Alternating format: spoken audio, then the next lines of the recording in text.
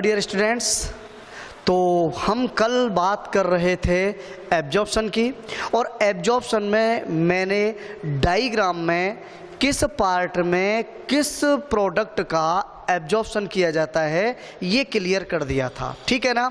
मैंने बताया था कि सब दो प्रोसेस जिनमें से कई बार क्वेश्चन आ जाता है, जिसमें एक तो है वसा अवशोषण की प्रक्रिया और एक है सोडियम सह अभिगमन की प्रक्रिया द्वारा ग्लूकोज का अवशोषण, ठीक है ना। चलो अब हम सबसे पहले बात कर लेते हैं साहब वसा अवशोषण की प्रक्रिया। और वसा अवशोषण की प्रक्रिया हम एक डायग्राम के माध्यम से अच्छी तरह से समझेंगे, तो यहाँ पर ध्यान दोगे। देखो मैंने ये डायग्राम बनाया हुआ है। हम डायग्राम में सबसे पहले बात करेंगे कि साहब सबसे पहले क्या होता है कि जो हमारी डाइजेस्टेड फैट होती है, ठीक है ना, वसा होती है। अपन बात कर रहे थे साहब किसके रूप में हो सकती है, फैटी एसिड के रूप में हो सकती है। अपन बात कर रहे थे साहब किसके रूप में है, मोनोग्लिसराइड के रूप में होती है। और इसको चारों ओर से क्या किया जाता है, देखो अपन बात करते हैं कि हमारी जो वसा है यानी फैट है, इस फैट को कौन, बाइल साल्ट यानी पित्त लवण, कौन, कोलेस्टेरॉल, ठीक है, कौन, लेसिथिन आदि क्या करते हैं, इस फैट को चारों तरफ से घेर लेते हैं। दिख रहा है ये बाइल साल्ट या आदि अदर अणु हैं। और इसके बीच में तो ध्यान रखना कि सेंटर भाग में तो क्या होती है साहब, वसा होती है। सेंटर में तो क्या है, फैट है। और इसके चारों तरफ क्या है, वाइल साल्ट। और इस तरह से क्या करते हैं, ये छोटी छोटी गोलिकाएं यानी छोटी छोटी ड्रॉपलेट्स बना लेते हैं, ठीक है ना, या छोटी छोटी बूंद, जिनका साइज कितना होता है, लगभग 3 से 6 nm। इनके अगर अपन शेप की बात करें तो ये राउंड शेप यानी गोलाकार या बेलनाकार होती हैं। तो याद रखना केंद्रीय भाग में वसा, चारों तरफ पित्त लवण, कोलेस्ट्रॉल एवं लेसिथिन के द्वारा निर्मित सूक्ष्म जटिल गोलाकार तथा बेलनाकार संरचना क्या कहलाती है, इसको हम कह देते हैं, भाई ध्यान रखना, मिसेली। क्या कहते हैं, मिसेल्स कह देते हैं, माइसेली कह देते हैं, एक की बात है, ठीक है ना। चलो यानी ये जो स्ट्रक्चर तुम्हें दिखाई दे रही है एकदम राउंड शेप में, ये क्या है, मिसेली है, ठीक है। और इसका साइज 3 से 6 nm होता है। अब देखो आगे हम बात करते हैं कि जैसे ही ये मिसेली कहाँ, इंटेस्टाइन, और इंटेस्टाइन की कौन सी, भाई ये ल्यूमन में होती है। अब ये जैसे ही ये संरचना दिखाई दे रही है साहब, ये संरचना क्या है, विलाई। और इन पे अगर अपन बात करें तो क्या होती है, माइक्रो विलाई होती है, ये माइक्रो विलाई, ठीक है। जैसे ही ये मिसेली किसके कांटेक्ट में आती है, इस एपिथेलियल सेल्स के जो माइक्रो विलाई होती हैं, विलाई होती हैं, उनके संपर्क में आता है। तो तुम्हें पता है साहब कि ये जो सेल्स होती हैं, इन सेल्स की जो मेम्ब्रेन होती है वो किसके द्वारा, वसा एंड प्रोटीन द्वारा निर्मित है। इसका मतलब क्या हुआ कि इस मिसेली के सेंटर भाग में जो फैटी एसिड एवं मोनोग्लिसराइड हैं, ये कहाँ विस्तृत हो जाते हैं, ये इस कोशिका झिल्ली के माध्यम से एपिथेलियल सेल्स के अंदर विस्तृत हो जाते हैं। तो देखो मान लो यहाँ से ये निकल आए साहब, ठीक है ना। अब तुम्हें पता है कि ये यहाँ से निकल गए, ये लो क्या, यानी फैट या वसीय जो प्रोडक्ट होते हैं, जैसे फैटी एसिड है, मोनोग्लिसराइड, वो तो इसमें से निकल के कहाँ, बाहर आ गए। बच गए क्या, बाइल साल्ट। ये वापस कैम में जाकर क्या करेंगे, अन्य जो वसा है उसको फिर वापस उससे क्रिया करके मिसेली का निर्माण करते हैं। इसका मतलब ये आते रहते हैं, अपन कह सकते हैं एक तरह से वसा का काम करेंगे। ये वसा को यहाँ लाएंगे, वसा इसमें विस्तृत हो जाएगी, वापस जाएंगे, ठीक। अब आ जाओ, फैटी एसिड मोनोग्लिसराइड किस में आ गए, एपिथेलियम सेल के अंदर आ गए। ये एपिथेलियम सेल के अंदर आते हैं और अंदर आकर तुम्हें पता है कि इस सेल में एक विशेष संरचना होती है जिसको एंडोप्लाज्मिक रेटिक्यूलम कहते हैं, या इसको हम अंतःप्रदव्य जालिका कहते हैं। ये जो अंतःप्रदव्य जालिका है इसमें क्या होगा साहब, देखो याद रखना कि इसमें जो फैटी एसिड या मोनोग्लिसराइड आते हैं इनको ये क्या करती है, अपने अंदर ग्रहित कर लेती है, ठीक है ना। और इसको अंतर्ग्रहित करके क्या होता है कि इनके द्वारा ये क्या काम करेगी, न्यू यानी सिंथेसिस ऑफ न्यू ट्राइग्लिसराइड्स, यानी इसके द्वारा या ये किसमें, यानी अंतःप्रदव्य जालिका द्वारा इन फैटी एसिड्स या मोनोग्लिसराइड जो विस्तृत होकर आए इनको नए ट्राइग्लिसराइड में कन्वर्ट किया जाता है, या इनके द्वारा नए ट्राइग्लिसराइड का संश्लेषण होता है, ठीक है। ये हो गया। और संश्लेषण होकर क्या होगा साहब, ये अंतःप्रदव्य जालिका न्यू ट्राइग्लिसराइड को संश्लेषित करके आगे ट्रांसफर करते हैं। अब देखो यहाँ एक चीज़ और याद रखना कि ये जो न्यू ट्राइग्लिसराइड है ना, इनके ऊपर क्या होता है साहब, एक विशेष प्रोटीनियस लेयर बन जाती है। याद रखना क्या बन जाती है, विशेष प्रोटीनियस लेयर। देखो मैंने शो किया है रेड कलर से, ये प्रोटीन लेयर बन गई और इसके सेंटर में क्या है भाई, ट्राइग्लिसराइड। याद रखना कि सेंटर भाग में ट्राइग्लिसराइड और बाहर प्रोटीनियस लेयर। इस संरचना को हमने क्या नाम, देखो लाइपोप्रोटीन युक्त स्ट्रक्चर है जिसको हमने क्या नाम दिया, काइलेमाइक्रोन। याद रखना मिसेली क्या होती है, कहाँ बनती है, तो मिसेली कायम में बनती है, प्लस क्या होती है, सेंटर भाग में वसीय अम्ल या मोनोग्लिसराइड होते हैं और चारों तरफ पित्त लवण, कोलेस्ट्रॉल या लेसिथिन होते हैं, उसको तो कहते हैं माइसेली। क्वेश्चन पूछा जाता है सब काइलेमाइक्रोन, तो सेंटर भाग में ट्राइग्लिसराइड होते हैं और इसके बाहर किसकी प्रोटीन पाई जा रही है, प्रोटीन की परत पाई जा रही है, जिसे हम क्या बोल देते हैं, काइलोमाइक्रोन कहते हैं। लाइपोप्रोटीन याद रखना, काइलोमाइक्रोन की संरचना, उसका व्यास लगभग 0.1 से 3.5 माइक्रोन होता है। इस तरह से काइलोमाइक्रोन छोटी छोटी गोलिकाएं होती हैं जो 0.1 से 3.5 माइक्रोमीटर व्यास की होती हैं। अब सुनिए, ये जो गोलिकाएं होती हैं या काइलोमाइक्रोन्स होती हैं, इनमें एक्सोसाइटोसिस की क्रिया होती है। और पता है एक्सोसाइटोसिस किसे कहते हैं, कोशिका से बाहर निकलने की क्रिया, या जिसको बहिर्कोशिका गमन कह देते हैं या बहिर्कोशिका लाइन कहते हैं, उसे हम एक्सोसाइटोसिस कहते हैं, ठीक है। ये काइलेमाइक्रोन हैं, ये यहाँ से एक्सोसाइटोसिस क्रिया द्वारा एपिथेलियम सेल से बाहर आ जाती हैं सब, और एपिथेलियम सेल से बाहर आकर ये कहाँ एंट्री करेंगी, तो तुम्हें पता है, देखो ये पाइप दिखाई दे रही है, इस पाइप को हम क्या नाम देते हैं, लिम्फ वेसल्स। क्या बोलते हैं, लसिका वाहिनी। दिख रहा है।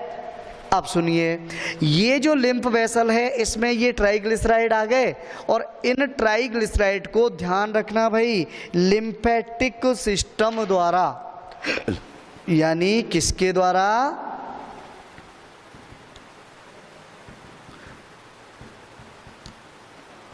लिम्फेटिक सिस्टम द्वारा कहाँ भेजा जाता है, ब्लड प्लाज्मा में, यानी वीन्स में भेज दिया जाएगा। और वीन्स में क्या होगा, ये ब्लड प्लाज्मा में छोड़ दिए जाते हैं। क्या, ये ट्राइग्लिसराइड छोड़ दिए ब्लड प्लाज्मा में। अब ब्लड प्लाज्मा में क्या होता है साहब, कि इस प्लाज्मा में एक विशेष लाइपोप्रोटीनियस लाइपेज एंजाइम होता है, और ये प्लाज्मा में उपस्थित प्रोटीनियस लाइपेज जो एंजाइम है, ये इस ट्राइग्लिसराइड का पुनः क्या करता है साहब, अपघटन, और इस ट्राइग्लिसराइड को ये वापस फैटी एसिड एंड मोनोग्लिसराइड में कन्वर्ट कर देते हैं। तो इस तरह से ध्यान रखना कि वसा अवशोषण की प्रक्रिया यहाँ से होते हुए यहाँ तक संपन्न होती है, ठीक है ना। तो ये चीज़ ध्यान रखना साहब, ये वसा अवशोषण की प्रक्रिया कहलाएगी, ठीक है। अब देखो, हमने एक बात की थी, सोडियम सह अभिगमन प्रक्रिया के बारे में बात कर लेते हैं। क्या होता है सोडियम सह अभिगमन, तो सुनिए साहब कि इसमें क्या होता है। हमने देखा कि वैसे तो हमारा जो एमिनो एसिड्स हैं हमारे जो ग्लूकोज है इसका अवशोषण कौन सी प्रक्रिया द्वारा होता है? कल मैं डायग्राम के थ्रू समझा चुका था साहब कि इसका जो एब्जॉर्प्शन होता है वो सक्रिय ट्रांसपोर्टेशन यानी एक्टिव ट्रांसपोर्टेशन द्वारा होता है, ठीक है ना। अच्छा, अब उसके लिए अपने को जो एटीपी के रूप में ऊर्जा प्राप्त होती है ना, वो सोडियम से अवगमन की प्रोसेस द्वारा प्राप्त होती है, ठीक है। सुनिए क्या होता है इसमें, कि इसके अंदर हम बात करेंगे साहब कि मान लो ये हमारी कोई एपिथेलियल सेल है,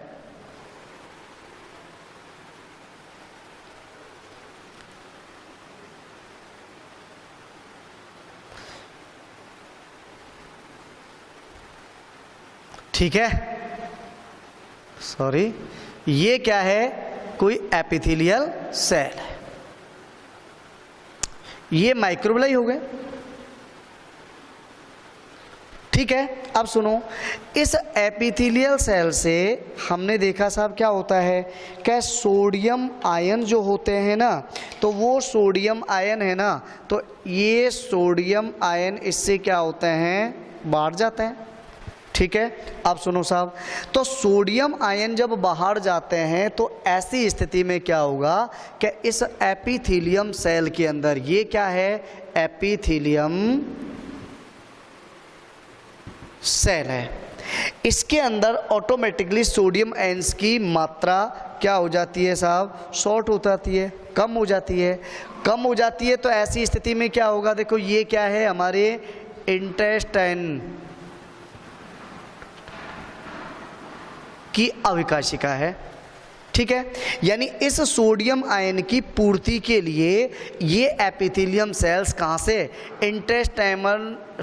इंटेस्टाइनल ल्यूमेन से क्या सोडियम आयन एब्जॉर्ब करेगी, ठीक है। अब सुनिए, तो ऐसी स्थिति में क्या होता है कि जब ये सोडियम आयन एब्जॉर्ब करती है तो उसी टाइम पर क्या होगा कि इस सोडियम के साथ साथ यहाँ क्या भी, या तो एमिनो एसिड या अपन बात करें साहब क्या, ग्लूकोज जुड़ जाता है। कैसे? देखो कि हमारी जो ये एपिथेलियल सेल्स होती है इसकी मेम्ब्रेन पर एक विशेष प्रकार की क्या पाई जाती है साहब?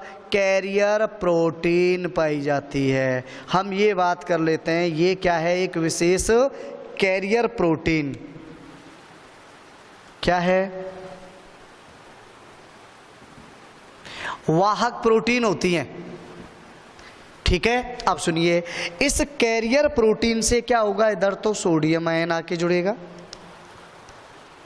ठीक है। यानी कौन आके जुड़ गया?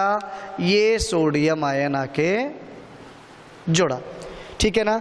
इधर हम बात करते हैं साहब, इसी के साथ यहाँ पर कौन आके, यानी एमिनो एसिड्स हैं या ग्लूकोज वगैरह हैं, ये भी क्या आके यहाँ पर साहब आके, देखो ध्यान रखना, जिस वक्त सोडियम आयन इससे आके जुड़ेगा उसी टाइम पर एमिनो एसिड्स या ग्लूकोज हैं ये भी क्या होंगे?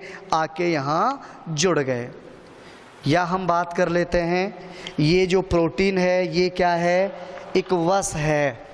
कैरियर प्रोटीन क्या है? वस है। इसमें जिस वक्त ये सोडियम जा रहा था ना, इस सोडियम के साथ ही अमीनो एसिड भी मौके का फ़ायदा उठा के क्या कर लेता है? इस बस में बैठ लेता है। अब देखिए, ये जो कैरियर प्रोटीन है ये इनको क्या करेगी?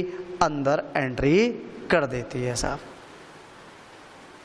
ठीक है। ये लो, सॉरी ये थोड़ा अपन ने उल्टा बना दिया, चलो कोई दिक्कत नहीं है।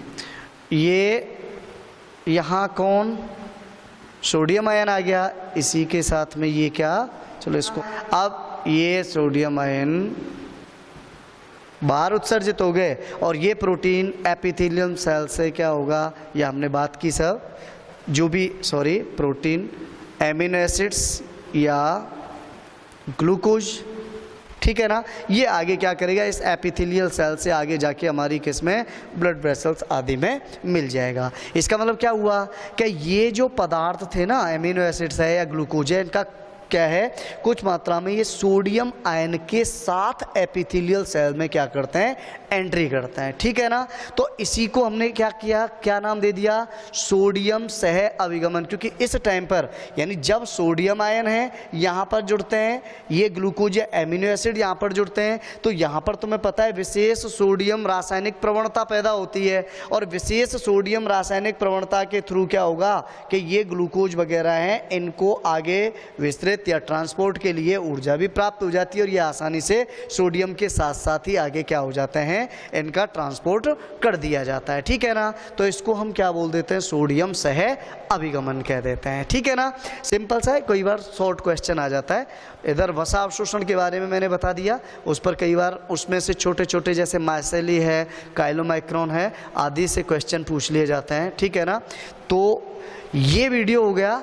अब इसके बाद हम नेक्स्ट वीडियो में बात करेंगे किसके बारे में, देखो अवशोषण तक हो गया था, इसका मतलब डाइजेशन की जो फिजियोलॉजी पढ़ रहे थे उसको हमने 5 भागों में बांटा था, जिसमें सबसे पहला क्या था, इंगेशन यानी अंतर्ग्रहण कर लिया था। उसके बाद हमने डाइजेशन के बारे में बात कर ली, उसके बाद हमने क्या कर लिया साहब, एब्जॉर्प्शन के बारे में बात कर ली। अब उसके बाद अपने जो फिजियोलॉजी ऑफ डाइजेशन की चौथी जो प्रोसेस होती है उसको बोलते हैं हम एसिमिलेशन, या इसको हम क्या बोल देते हैं, स्वांगीकरण कहते हैं। ठीक है ना। देखो स्वांगीकरण का मतलब अपन पहले नॉर्मल सी बात कर लेते हैं कि वैसे स्वांगीकरण का मतलब होता है कि जब हमने जो भोजन खाया, डाइजेशन हुआ, डाइजेशन के बाद उसमें से आवश्यक पोषक तत्वों का एब्जॉर्प्शन कर लिया जाता है और अवशोषण के बाद उन पोषक तत्वों का शरीर के किसी न किसी भाग में काम में आ जाना ही क्या कहलाता है, स्वांगीकरण कहलाता है। ठीक है। देखो कैसे काम में कैसे आया, ठीक है ना। तो अपन बात करते हैं साहब, हमने क्या किया, जो डाइजेस्टेड फूड था, पचित भोजन, ठीक है ना, इस पचित भोजन का क्या किया गया, एब्जॉर्प्शन किया गया। ठीक है। और एब्जॉर्प्शन कहाँ किया गया, एपिथेलियल सेल्स में या उपकला कोशिकाओं में। और उपकला कोशिका से इन एब्जॉर्प्शन या अवशोषित जो भाग थे उनको कहाँ, ब्लड में छोड़ दिया जाता है। हम बात कर लेते हैं सब ब्लड कैपिलरीज, या ब्लड में छोड़ा जाता है। ठीक है ना। और ब्लड के माध्यम से ये हमारे शरीर की विभिन्न किस्में सेल्स में पहुंचते हैं और उन सेल्स के लिए क्या प्रोड्यूस कराते हैं, ये एनर्जी प्रोड्यूस कराते हैं। किसके रूप में, एटीपी के रूप में। इसका मतलब क्या हुआ साहब कि भोजन के द्वारा जो हमने खाना खाया, उस खाने के द्वारा एटीपी के रूप में ऊर्जा का संचय। ठीक है ना। सेकंड भाग, अगर नेक्स्ट एक तो ये हो गया। दूसरी बात कि हमारे लीवर में कई बार क्या होता है साहब, हमने जो भोजन किया उस भोजन में क्या है कि मेन जो फूड सब्सटेंसेज होते हैं,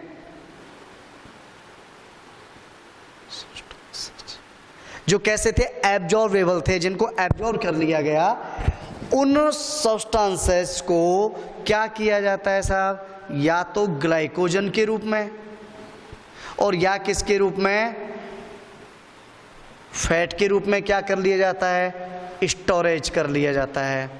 ठीक है ना।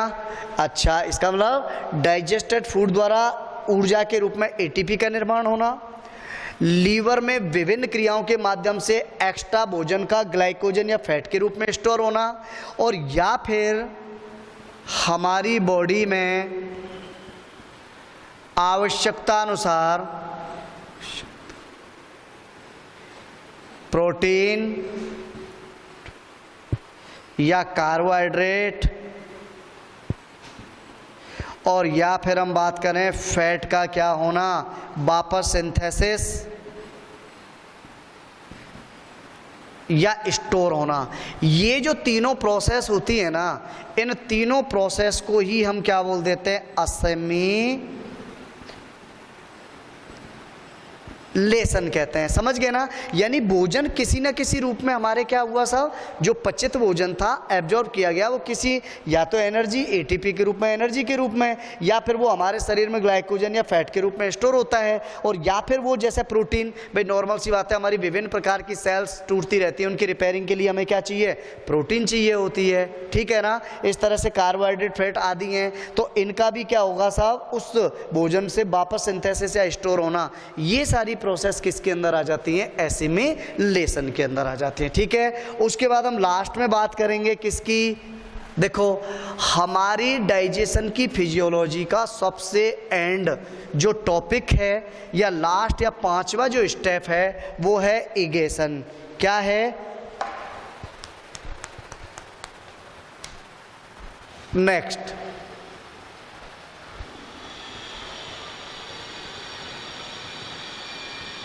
और इगेशन को हम क्या बोल देते हैं, बहिक्षेपण कह देते हैं, ठीक है? अब देखो ध्यान रखना, बहिक्षेपण का मतलब क्या होता है, शॉर्ट में अगर अपन बात करें तो अपचित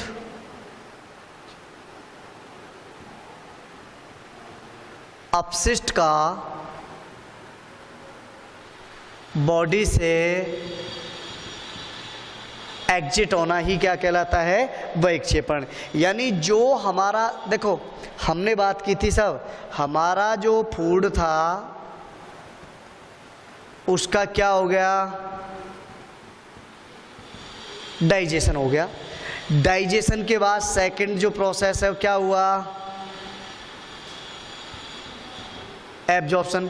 यानी पाचन के बाद जो मेन मुख्य पोषक तत्व थे उनका क्या कर लिया, एब्जॉर्प्शन कर लिया। और एब्जॉर्प्शन कहाँ तक लगभग कंप्लीट हो चुका होता है साहब, स्मॉल इंटेस्टाइन तक कंप्लीट हो चुका होता है, ठीक है? अब एब्जॉर्प्शन स्मॉल इंटेस्टाइन में, उसके बाद एब्जॉर्प्शन के बाद यानी भोजन को आगे, देखो एक चीज और याद रखना, स्मॉल इंटेस्टाइन से लार्ज इंटेस्टाइन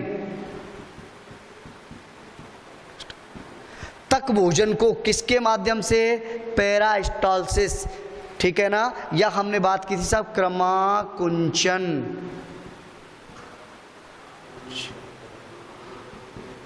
गतियों द्वारा भोजन को आगे भेजा जाता है। भोजन कहाँ हुआ, लार्ज इंटेस्टाइन में आ गया। एक चीज याद रखना, लार्ज इंटेस्टाइन में मेनली किसका, अधिकांशतः जल का। अपन बात करते हैं एब्जॉर्प्शन के बाद, तुम्हें पता ही है जो भोजन होता है कायल के रूप में, एकदम तरल के रूप में रहता है, तो उस तरल से लार्ज इंटेस्टाइन में मेनली जल का एब्जॉर्प्शन कर लिया जाता है। और इसके साथ ही इसमें उपस्थित जो कुछ मिनरल्स होते हैं उन मिनरल्स का भी क्या कर लिया जाता है, एब्जॉर्प्शन, ठीक है? तो वाटर और मिनरल का एब्जॉर्प्शन हो गया कहाँ, लार्ज इंटेस्टाइन में, ठीक है? अब सुनिए साहब, इसके साथ ही क्या होता है, लार्ज इंटेस्टाइन में एक प्रोसेस और होती है, क्या तुम्हें पता है कि हमारे भोजन में जो थोड़ी बहुत क्या होती है साहब, सेल्यूलोज उपस्थित होती है।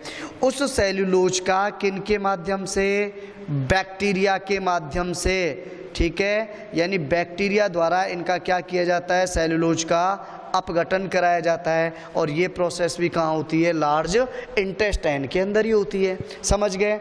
अब सुनिए साहब, लार्ज इंटेस्टाइन में ये प्रोसेस हो गया, यानी अधिकांशतः जल एब्जॉर्ब कर लिया गया, मिनरल्स एब्जॉर्ब कर लिए गए, और सेल्यूलोज था उसका भी क्या हो गया साहब, डाइजेशन या अपघटन किसके अंदर हो गया, लार्ज इंटेस्टाइन। अब देखो एक चीज याद रखना, लार्ज इंटेस्टाइन में अब हमारे पास क्या बचा साहब, अपचित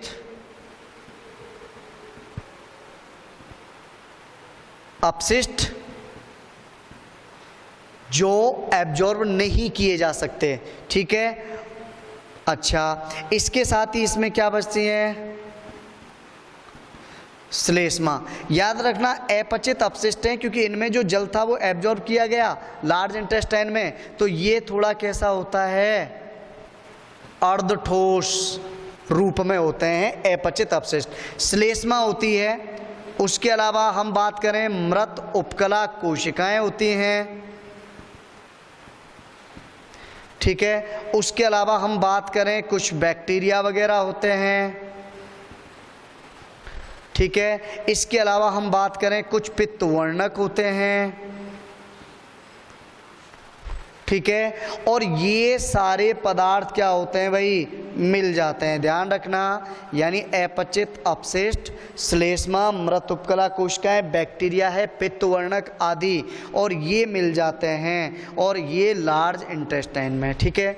और लार्ज इंटेस्टाइन से इन पदार्थों को संयुक्त रूप से छोटी छोटी गोलियों के रूप में कहाँ भेजा जाता है, ध्यान रखना, इनको भेज दिया जाता है किसमें, रेक्टम में, दिखाई दे रहा है, यानी मलाशय में भेज दिया जाता है। और तुम्हें पता है ये जो पदार्थ होते हैं जिनको हम छोटी छोटी गोलियों के रूप में, यानी किसके रूप में, गोलिकाओं के रूप में आगे बढ़ता है भाई, याद रखना। और गोलिका, क्योंकि ये सारा जो प्रोडक्ट होता है, पता है ये कहाँ होता है, हमारी लार्ज इंटेस्टाइन के कोलन भाग में होते हैं। और कोलन भाग के एंड, देखो हमने पढ़ा था साहब कि कोलन भाग का जो एंड था, यही स्थिति थी ना कोलन भाग का, ये जो एंड वाला भाग है ना, यहाँ आ जाता है भोजन का ये स्वरूप, और यहाँ से ये पॉइंट पॉइंट कर करके कहाँ पहुँचता है साहब, इस भाग में आता है, जिसको हमने क्या नाम दिया, रेक्टम नाम दिया। ये चीज़ ध्यान रखना, दिख रहा है। अब सुनो, रेक्टम में ये जो पदार्थ है, अपचित, अपशिष्ट, श्लेष्मा, मृत उपकला, बैक्टीरिया, पित्तवर्णक, इनको सम्मिलित रूप से पता है हम क्या बोलते हैं, मल, स्टूल या फिकस बोल देते हैं, ठीक है ना।